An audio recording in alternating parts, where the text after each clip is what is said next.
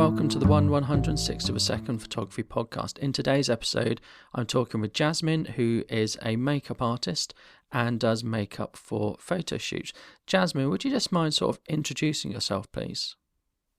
Okay, yes, I'm a makeup artist, primarily based in Birmingham, also based in the surrounding UK.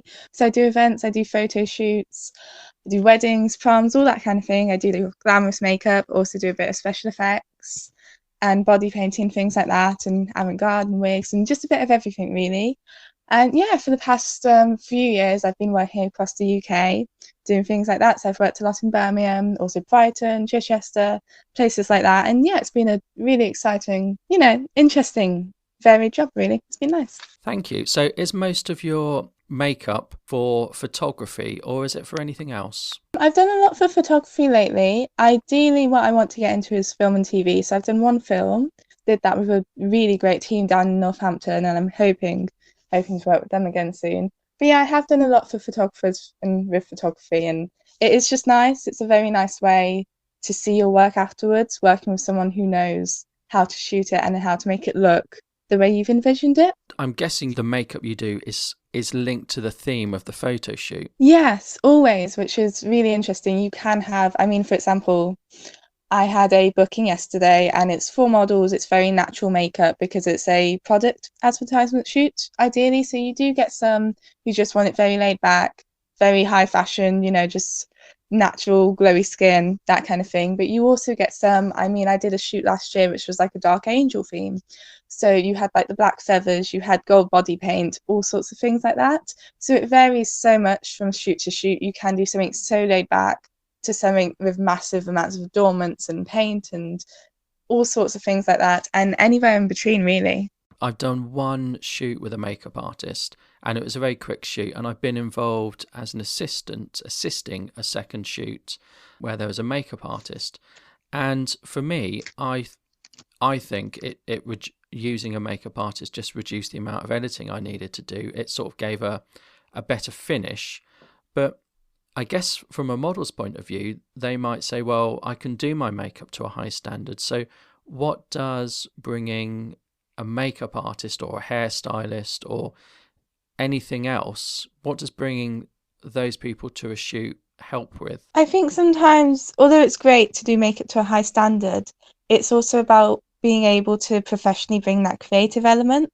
You can use makeup to make people feel a certain way. It's very emotive. You can create a character within the makeup, really.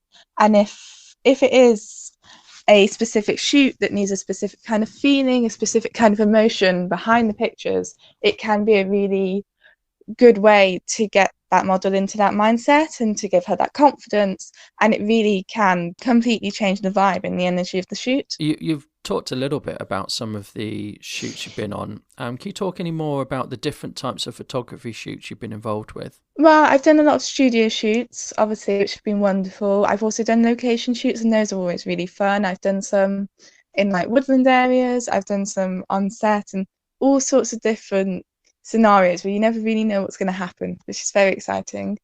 And yeah, I've done a bit which has involved videographers as well, and that's always lovely. Just to be able to see a video at the end of the course of the day and the course of how things have developed, and then to see the end result is just a really, really lovely way to be able to look at things. Well, you need quite a bit of time, but I guess you're also time limited, particularly if you're, say, in a location shoot or the photographer's hiring the studio for a certain amount of time. How do you balance that? How do you balance making a high performance output against the time constraints and getting to shoot at a certain time? I would definitely say planning. It's all about planning. If you ask whoever's hiring you beforehand how long you have when you're asking them what they want, because you can always plan something big and elaborate, but there's a lot of tips and tricks and things like that you can say, okay, so I've only got half an hour, so if I prepare this first, then all I need to do is this when I'm there. A lot of planning, or if someone says, oh, you've got all the time in the world, which, very rarely happens, but occasionally, then you can go oh, I can do this and this and this, and you can really go all out. But if you do have a time constraint, It doesn't mean you can't do something brilliant with it. You can. It's just about planning, maybe doing some of the work beforehand slightly, just to give yourself that time when you're there, just so it's a bit quicker and easier. So let's say you were doing a makeup shoot with me, and I'd booked a model. We were going to go on location. What information would you need from me, and what sort of questions would you ask me? Normally, the first thing I ask is for a mood board, or just pictures, ideas of what you want, just because I find, obviously you can say to me, I want this and this, but pictures just help to really make sure we're seeing the same vision before a shoot, because you don't want to go, oh, they've said avant-garde, smoky eye, this is what I've got in my head, and then to do it and look at each other and realize that's not what I envisioned. So mood boards are really, really vital, just to make sure you're as much on the same page as possible. Also, I do ask about timing, about location, number of models. Obviously, health and safety questions like allergies and things like that are important. A lot of the time I will ask to get in touch with the models, because that's also a great way to plan. Even if I'm getting in touch with you as a photographer, just to get in touch with the models and say, oh, so, what kind of thing are you comfortable with? Just to make sure they're happy, just to make sure they're on board, make sure if there's any products they prefer over other products. For example, you could have a client who's vegan. So that, again, would completely change your product based, if that makes sense, So, yeah, things like that. And, obviously location, so I can plan out timing and, yeah, that kind of thing, really. So what do you do with someone like me who would just say, I just want good makeup, which is completely vague? What would you do with someone like that? In that case, I would make a mood board. I'd make a slightly varied mood board of very natural, sort of, from what you mentioned before, kind of skin correcting makeup, where there's not too much editing involved afterward, but the model still looks like herself. So I think I'd make a mood board with very natural makeup like that, and maybe with makeup that's natural but slightly built upon. That way you've got a range of options, and that way I could send that to you and say, okay, this is some of the ideas I have in mind. Could you maybe pick your top 3, for example, of, or an image that you particularly love and would like me to work from? That way, even if you've said, oh, just natural makeup, we've still got it down to a very specific idea. You need a bit of preparation, I'm guessing, as a makeup artist. You need to know what the look is and what to bring and stuff. And really, I suppose before that, you need to get out with the photographer exactly what's required, I'm guessing. Yeah, I mean, it does help. I mean, obviously, once you're down on set, I can still be doing the makeup. And, it's important to communicate constantly whilst you're doing the makeup. Be like, oh, I've just done this eye look. How do you feel? And that way, the photographer can go, oh, I love this, but I'm not a fan of the shape or something like this.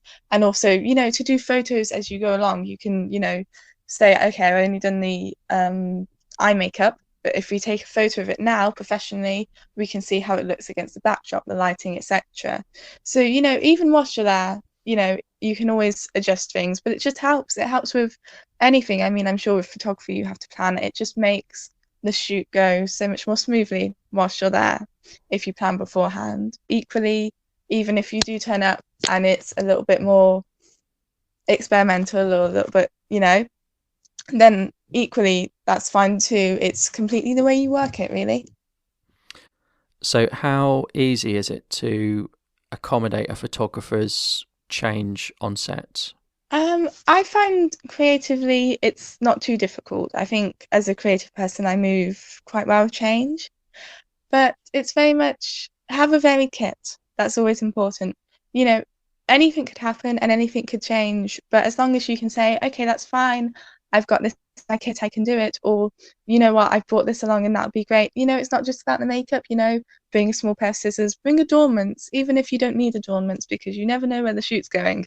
They might need them, and and hair kits and just little things like pins and maybe some glue and stuff like that, just so no matter what changes happen, you can go, actually, I've got this, and you know what, we could do something really amazing with it. And that way it works. It's just to let your creativity flow, and if you let that happen, then you can really tackle any change and make it into something really artistic and wonderful. Yeah.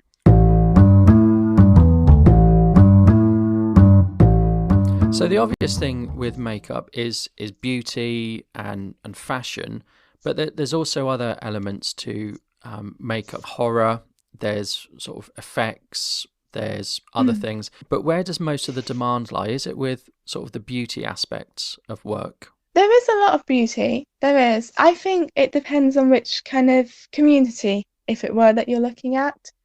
If you look at obviously the fashion community, if you go for, fashion shoots, obviously you will get more fashion.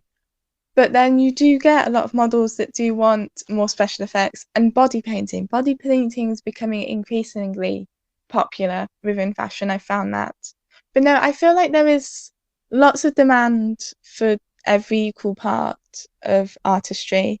It's just very much within which community you're looking in. So obviously if you go to film, they will want a lot less beauty and fashion. They'll want some, definitely, but it will a lot of the time be a bit more about the special effects and things like that.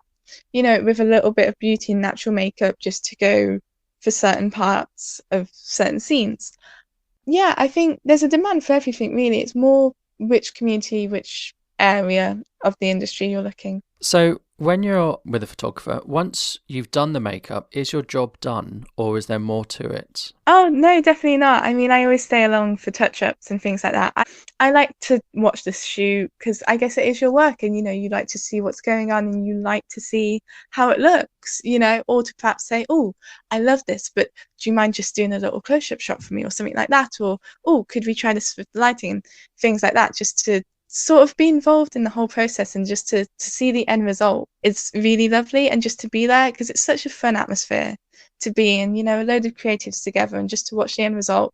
I feel like if I did the makeup and packed up my bags, I'd be terrified if the model's lipstick came up and I wasn't there to touch it up, but also I feel like I'd be missing out on a very creative and fun experience. It's nice to see the whole I guess maybe lifespan. Would you call it a lifespan? Because makeup's so temporary. But the whole that of your makeup play out to see how it goes with the shoot. You've been around photographers and you've been on set for maybe quite some time if you stay to the end of the shoot.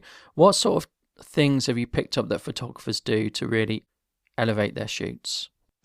I guess lighting and backdrop is a big one. A lot of photographers really know how to make the most of a certain lighting. You'll look at your makeup and you'll be like, oh, that looks lovely like that. And then a photographer can take it and they can add depth.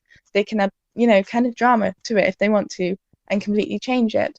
Or I think, again, like a makeup artist, it's very much what a photographer has in their kit as well. Creatively, you can have photographers who are like, oh, I've got this kind of lighting or I've got this backdrop and this would be amazing. And it can completely change the portrayal of a look and just turn it into something brilliant and, really pull it in different directions. It's not just about a photo, it's very much how you take it, what you take it with, and what that tells whoever's going to see the photo afterwards. You can go in so many creative directions with it, and it's really lovely to see what another creative would do with the makeup you've produced. You've touched on this earlier when you mentioned, oh, you might ask for a certain shot. You are a makeup artist, but you need photos to get an awareness out, to sort of sell your service, to show what you can do. So how do you develop your portfolio? Is it you ask the photographer for copies of the shoot? You ask the photographer for special things? You say, can I have a close-up of that? How do you start to build, or how would a makeup artist build their portfolio? I started off doing TFP shoots. So TFP, the whole idea is it is time for photographs, so you get all the photographs back. And then, further on when I moved away from TFP and more into just dominant, just make it work, as it were, it's very important to have an agreement with the photographer beforehand, just to understand where you stand. Like, okay, so are you happy for me to have a small selection of the photos or maybe all of them just from my portfolio? And more often than not, a photographer wants their work to be out and about and seen just as much as you want yours out, so they'll be fine with it. But it is very important just to have that understanding, even to have a contract, really, just to say, okay, after the shoot, do you mind if I take your photo and put it on my social media, my Facebook, business cards, whatever, just to make sure you're on the same page, because it is their photo just as much as it's your makeup. And yeah, I guess within the shoot, obviously I do use the overall photos from the shoot because it is lovely to see the overall final image. But as in invasively as possible, it is nice just to say, oh, would you mind getting a photo just a close up at this angle, just because I really want to show off this detail of the makeup. Or also, I love it. I love getting professionally taken behind the scenes photos. That's something I really love. And it's really lovely if a photographer will see you touching something up and you'll notice they'll sort of take a few photos and you're like, that's great. Because I think currently there's a big target audience really for behind the scenes kind of thing. People love vlogs and people love seeing not just the final image, but how things are done at the moment. So to have little images of you, say, curling hair or touching up lipstick or applying eye makeup, it is just a lovely thing to add to your portfolio. Also, just for some authenticity in a way, just to prove, I am posting these photos and it is me, because, ideally, you could be getting those photos from anywhere, really. And I think it's nice, definitely for potential employers. They also get to see how you work and how you work professionally, to see, oh, yeah, what she's doing looks very professional and I like the final image. And it's just, yeah, I feel like there is a greater target market at the moment in the whole kind of progression of things and people wanting to see how creative people create things more than they did in the past. So you've identified really that the two key outputs for you are the images from the shoot, but also BTS, because BTS is a whole other world of outputs for you and makeup artists in general.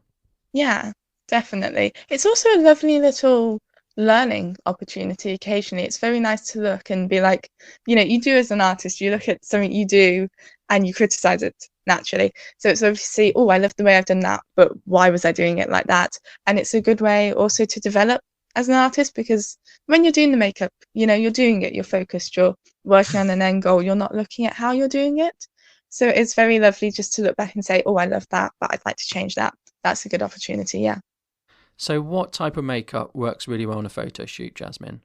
I guess the important part is to always bear in mind how it translates to the camera. So if you're shooting close up, go as intricate, go into the little details as much as you want, because that's very beautiful and there is something very skilled and lovely about that.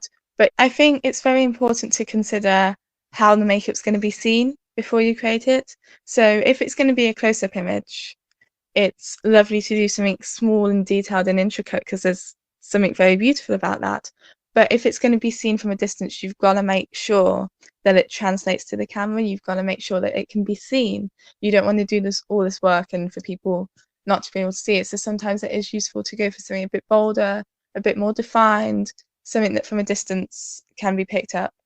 And also to make sure that you're picking colours that work with the lighting you're using, If you're using a very bright light, maybe don't use light colours because they can run the risk of being bleached out.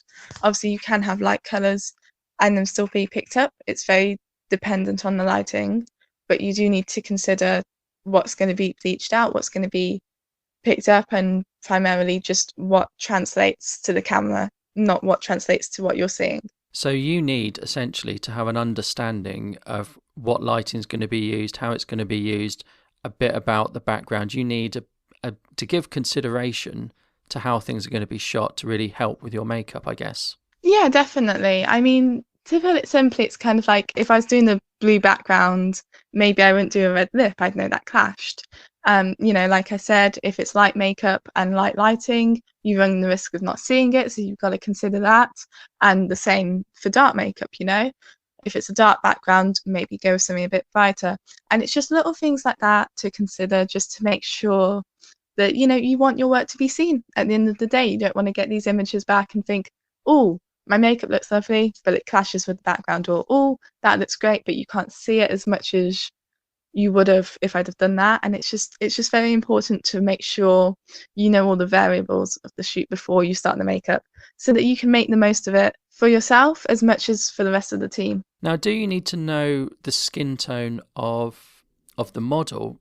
Because I'm guessing you would do different makeup for a dark skin model to an olive skin model to a light skin model. Yeah, definitely. I mean, what I make sure to do is always have products in my kit that cover all skin tones. So no matter who I meet, then, I'm prepared, really. And I think if you've got a basic look in your mind, have that look. you know what you're doing, and then make sure you've got the products within your kit so that you can change it subtly. So different foundations, maybe, okay, you're going for maybe a bronzy eyeshadow, but have one bronzy eyeshadow that would show well on fair skin, another one that's slightly different so it works with olive skin, and another one that's slightly different so it works on dark skin, because I think different colours do show up differently on skin, and sometimes it can just be a matter of changing shades slightly or pigmentations and things like that. So as long as you've got a look in mind and a wide shade and product variation in your kit before you get on set, then you should be fine to adapt it to really anyone.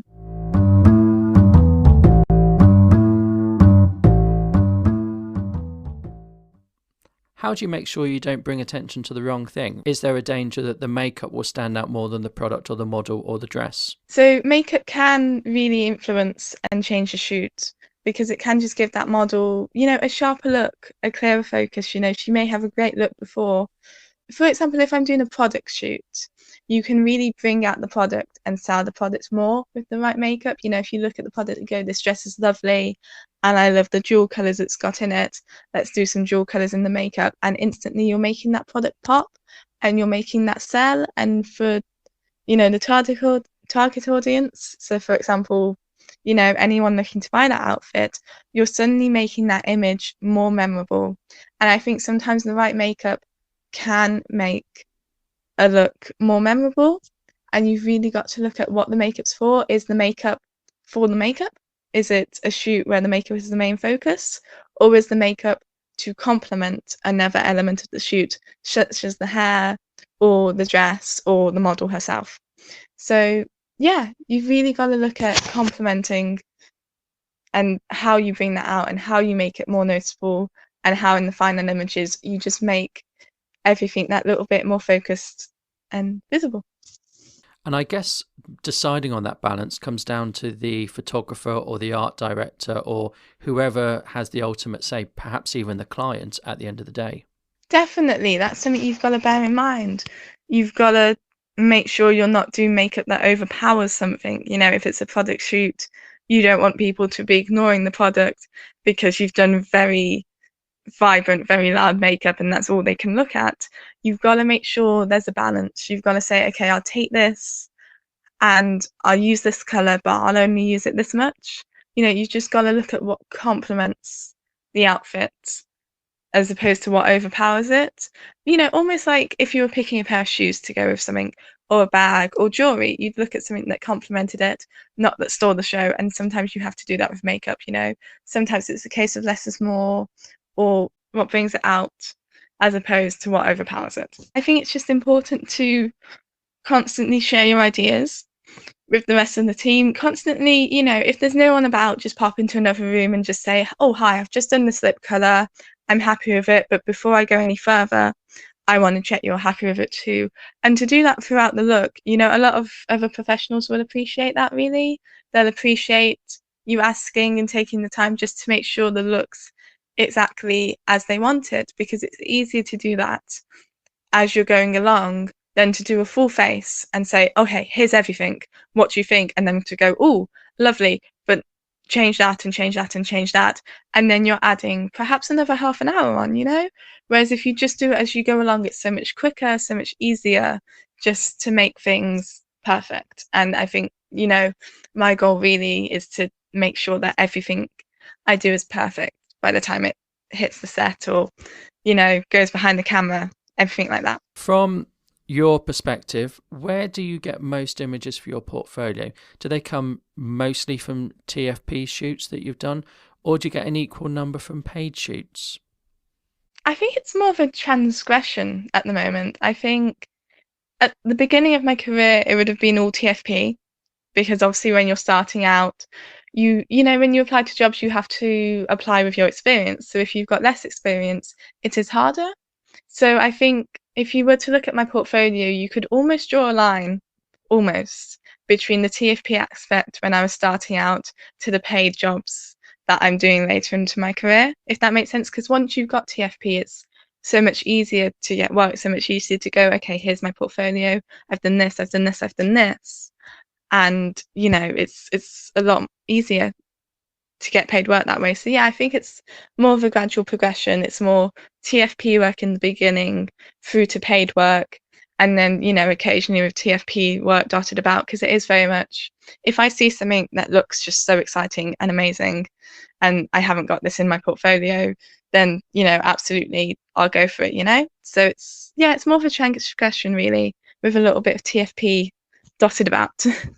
So does that mean that once you start picking up more commercial gigs and opportunities that you shelve your early TFP work from your portfolio? Everything is always important.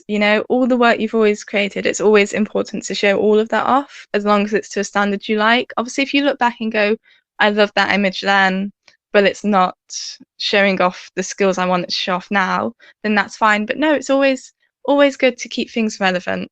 Always good to say, throwbacks, do throwbacks. Throwbacks are great.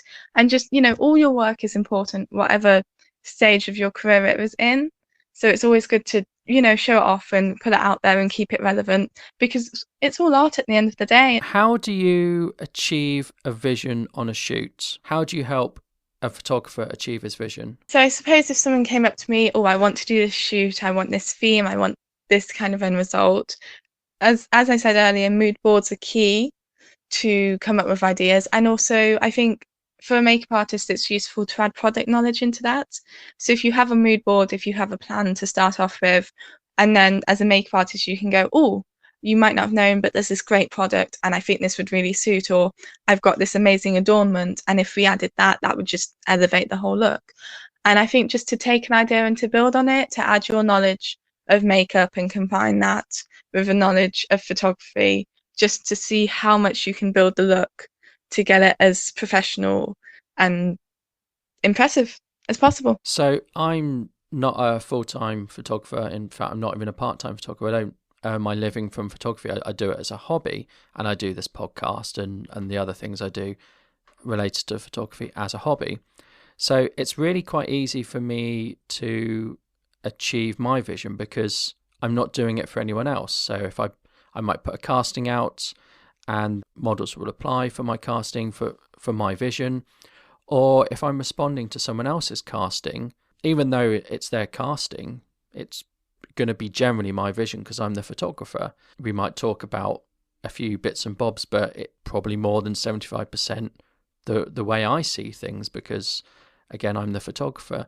So it must be quite difficult as a makeup artist when you want to achieve your vision. If you have something really specific you want to have or do, or a look you really, really want to get, how do you go about achieving your vision? I guess in a similar way to the way you would, I'd put out a casting, or obviously I have contacts such as photographers, and I know they're different styles. So sometimes you'd say, oh, this style of photography would be great for this, or oh, this person's style would be great. So sometimes I would ask specifically people I know, or sometimes I'd put out a casting. And it's just very important just to communicate your vision the way you would with yours, to say that this is what I want to do, this is the idea, this is the kind of person I'm looking for, this is the kind of team I want to build, and just to go from there to build it. And yeah, I think it's a very similar method to the method you'd use. Really, just it's all about bringing the right people together, and as long as there's a vision that everybody loves, it should generally go very smoothly, I guess. So how do you work with models, and are there any disagreements? Models say, oh, I don't want this is terrible. I'm not implying in any stretch of the imagination that your makeup is terrible, but do you find models want to quite strongly give their input, or are they quite passive and just let you put on whatever makeup and whatever style you want? I've been quite lucky. A lot of the models I've worked with have been really lovely people, and a lot of them have been quite relaxed and quite, happy to just kind of enjoy having their makeup done and enjoy having that bit of downtime. And I think a lot of the time with models, if you're working on a shoot, a lot of the time it is a creative director or somebody who's planned the look. So, a lot of the time they can be very helpful, actually, saying things like, oh, just to let you know, this works well with my skin, or just to let you know, this product works better, because obviously, you only know yourself as well as you do. So they know what works for them, and they can give me little bits of tips and little bits of input and help just on personal things like, oh, I've got this skin type, so maybe use this kind of foundation. and things like that. But generally, no, they're very laid back and very happy to go with whatever the theme of the shoot is, whatever the creative director's planned. And yeah, generally, I found that they're very lovely and very relaxed and just happy with looks. But at the same time, I love to, communicate and collaborate with whoever I'm working with, because I think a vision should be created by an entire team whenever possible, kind of it takes a village, I guess. And I love to see a model's input as well. If a model says to me, oh, I love this, but I think this could really suit my bone structure or my eyes or something like that, then I'm more than happy to take that on board and to see where that goes, because 9 times out of the 10, the model knows her face best, and chances are it will be something that will make the look just, really great.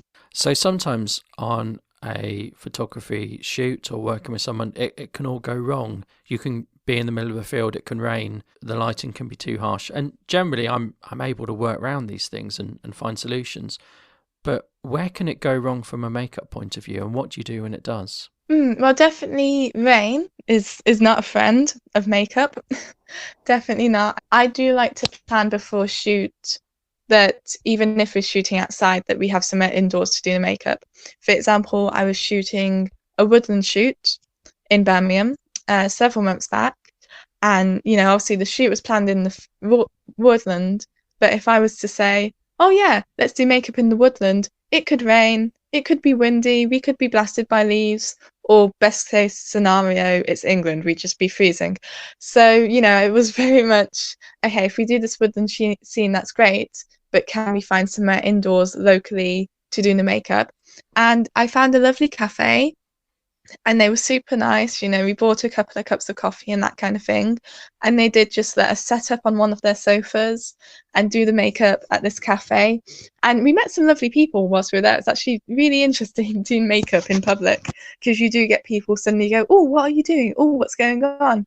I met this one guy, and he turns around to me and he goes, I'm an actor. And at first I thought, oh, you're pulling my leg kind of thing, like, because I'm a makeup artist. And turns out he generally was this actor who done various things with the BBC, and it was just really cool. Suddenly we're in this cafe and we're all talking creatively about art and stuff, and it was just lovely. So yeah, I think sometimes always do makeup indoors if you can. That's my advice. Try not to do it outside, because I think definitely in this country with this climate, there's just too many variables that can go wrong. So if you're shooting outside later in the day, you can always ask the photographer, the organizer, or even just find a place yourself where you can say, okay, but we'll meet here, we'll do the makeup, and then we'll go to the decided location for the shoot. I've got to say, that's such a good tip, to get somewhere like a local cafe or a little location near to where you're going to be shooting. That's such a good idea. So well done on that. This podcast is probably listened to by, not exclusively, but probably listened to by the majority of people being photographers. So if we've got a photographer who's a listener and he's thinking, oh, I'm going to do a makeup shoot, this sounds really good, how would they go about booking a makeup artist? A lot of makeup artists have social media. So always check social media, especially locally, to see who is about as a makeup artist, Facebook, Instagram, all that kind of thing. If you search for makeup artists near you, you will get a lot of responses. I'm in a lot of groups. So obviously I'm on Purple Port, Star Now, things like that. But it's also important, you get Facebook groups, photographers and makeup artists and meetups and things like that. And just to join groups, because there are so many, with technology these days, there's so many groups and forums where creative people, are there, to post their own jobs and also to reply to yours. So yeah, just make sure you're in like groups local to your area. And then if you've got a job, it's very easy to say, oh, for example, I need a model who is Birmingham local for like next Tuesday. And if you're in a group like that, it's very easy to find like-minded people who want to help you out. Very good ideas. Now we're coming to the end of the podcast episode, and it's been a really interesting episode. So thank you so much, Jasmine. But where can people find your work online? My Instagram's Jasmine_Elizabeth_MUA. My Facebook's all under the same. If you Google that, you should find all of my work. So thank you very much for listening to the 160th Photography Podcast. I'd like to thank our guest today, Jasmine. Well, this has been a really fun podcast, so thank you. It's been really fun. And hopefully this has maybe inspired you to use a makeup artist in one of your shoots. Do reach out and let me know if that's been the case. Thank you. Goodbye.